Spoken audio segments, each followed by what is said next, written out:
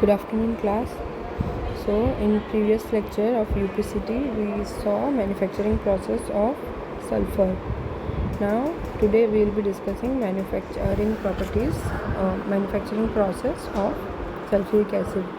So we'll start with sulfuric acid, its properties, its basic characteristics, and then move forward to its manufacturing process, advantages and disadvantages. So sulfuric acid is a colorless, dense, oily, corrosive liquid produced by reaction of sulfur trioxide with water and used in accumulators in the manufacture of fertilizers, dyes and explosives. It is denoted as H2SO4. Now other common names of sulfuric acid is oil of vitriol, which is the most common, king of compounds or king of acids, dipping acid, battery acid, electrolyte acid, Mattling acid, dihydrogen sulfate. So these are the names, other names of sulfuric acid. Here is the graph showing the production of sulfuric acid all over the world and what percent of production is carried out in which country. Asia as a continent as a whole is mentioned as the highest producer of sulfuric acid, followed by USA and Africa.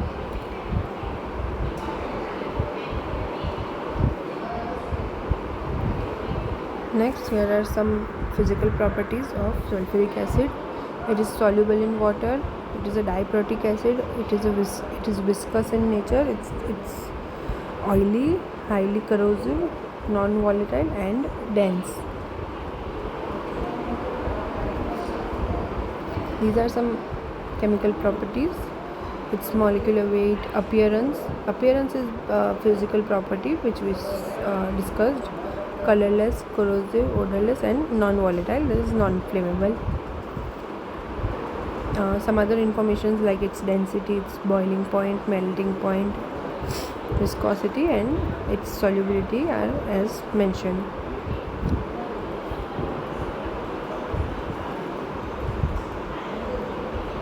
Moving ahead to the main part of our unit, its production method. Now basically or commonly there are these two methods, contact process and chamber process, lead chamber process and contact process. These are the two processes which are available or commonly used for production of sulfuric acid. But among these two, contact process is the most commonly and widely used method. This method is also known as DCDA process, meaning direct contact, direct adsorption method. In both this method, the most important raw material is sulfur dioxide, that is SO2. Both are based on SO2. Chamber process was developed in 1746 but produced acid of concentration less than 80%. Contact process yields 98% purity H2SO4 and which can be diluted as and when necessary.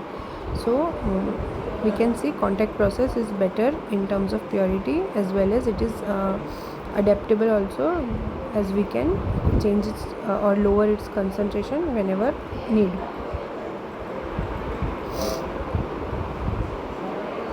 So the main raw material, as I said, is SO2 in both the processes. We are going to see contact process in detail right now. So we are what we are seeing here are the raw materials of contact process or DCDA process.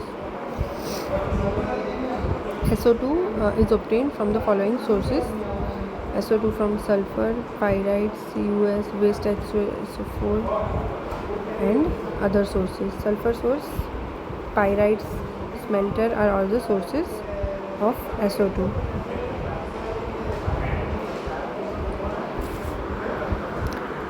Here is the flow sheet or flow diagram of manufacturing of sulfuric acid and oleum using contact process.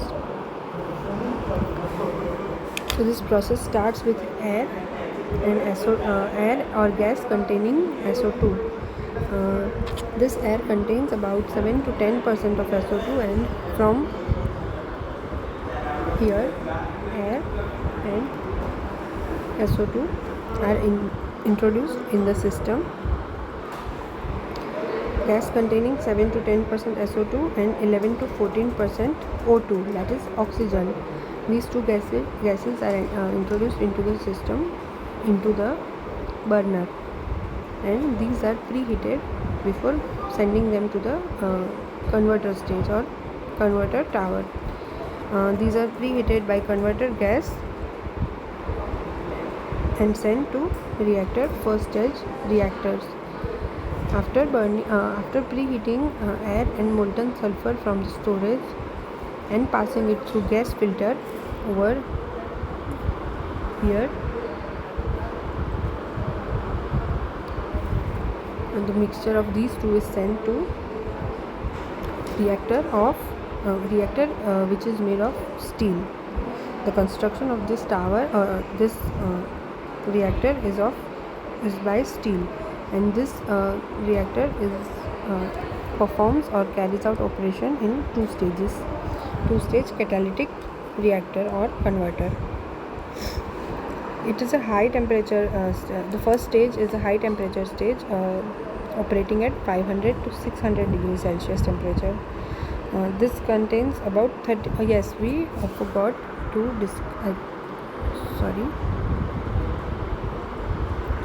we forgot to discuss about the catalyst. Okay, it's there, we'll be seeing it ahead. Catalyst used in this process is vanadium pentoxide, that is V2O5. So this when we introduce air and sulfur gas into this first stage of reactor, 30% of catalyst, it contains 30% of catalyst, and this stage converts 80% of SO2. Now at the end of first stage, the product is steam is passed through the product for cooling, and when it is cooled up to 300 degrees Celsius, it is again introduced into the lower second stage where the operating temperature is 400 to 450 degrees Celsius, that is a bit lesser than the first stage. In first stage, about 80% of SO2 is being converted, but at the end of this second stage now we get conversion rates of as high as 97%. These are achieved at the end of second stage, after which the product is taken ahead. This high yield product is cooled up to 150 degrees Celsius. From 400 to 450 degrees Celsius, its temperature is brought down to 150 degrees Celsius by water and air heat exchangers. Here, air coolers, as you can see.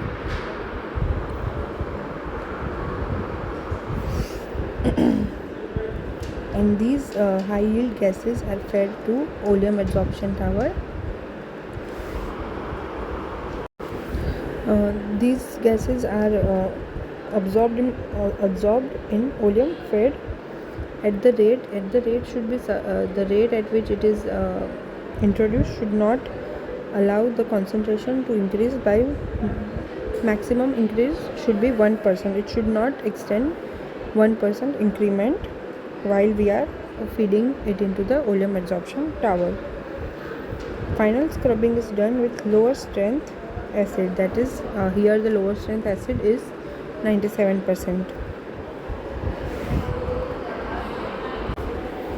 Here the oleum concentrations can be made up to 40% by tower adsorption. Higher strength oleum up to 65% is prepared by distilling this 20% oleum. Further, from oleum 98% pure H2SO4 can be obtained in adsorption tower. Both these products are separately cooled using water cooled pipe chillers and stored for further or future need. From the storage, from adsorption tower, spent gases are removed out of the system, whereas after cooling, some part of the H2SO4 is again fed to adsorption tower, and it is repeated until all of the spent gases are taken out of the system.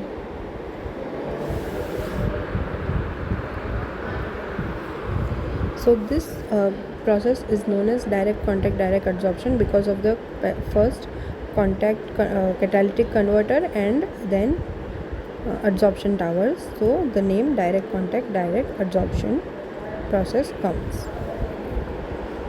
Now the catalyst used in this reaction. As we saw, in this process catalyst plays a major role, and it affects the production and the purity of the product as well. Most widely used catalyst in this process or in manufacturing of sulfuric acid is vanadium pentoxide, denoted as V2O5. Vanadium pentoxide is dispersed on a porous carrier in pellet form. Platinum is also can also be used, but it has several disadvantages like poisoning, fragility, rapid heat deactivation, and high initial investment because of being costlier than V2O5. Further, we have characteristics of catalyst. The catalyst should have some basic properties or characteristics in order to work well, which are porous carrier having large surface area, active catalytic agent, and promoter. Now, advantages of using V2O5 and its disadvantages as well. V2O5 is advantageous because it is relatively immune to poisons, unlike platinum. Platinum has tendency to get poisoned easily. Next advantage is lower initial investment is required for V2O5 as compared to platinum. Requires only 10 kg of catalyst mass containing 7 to 8% V2O5 per daily ton of 100% acid. So low amount is required. Its disadvantages are must use dilute SO2 input, as catalyst is less active and requires high O2 SO2 to give economic conversion. So SO2 conversion or dilution is important in order to use V2O5 and get optimum product. Larger converters and higher initial investment are necessary. So this is the process description which we explained in this flow diagram. We will not be repeating it or reading it again. We can see. Further, we have major engineering problems in this process. First is design of multi-stage catalytic converter. So the design of two-stage catalytic converter for high exothermic reactions are both risky and costly and non-economic. Next, optimization of space velocity in catalyst chamber, pumping cost versus fixed charges of reactor. So as mentioned in the second point of disadvantage, right? Yes, only point of disadvantage. So as I mentioned, optimum product for obtaining optimum product, pumping cost versus fixed charges of reactors are to be maintained. Next is corrosion problem. Easily corroded, H2SO4 is easily corroded, so anti-corrosion activities or anti-corrosion, we need to keep it in order to keep it corrosion free, we need to take steps. Next, adaptation of process to various types of gas feeds.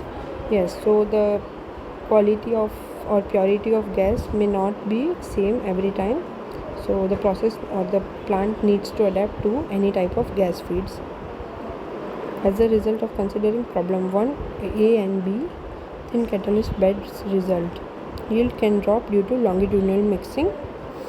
And next is removal of heat of absorption of SO3 in acid. So removal of sulfur trioxide or heat of adsorption of sulfur trioxide is difficult from the process.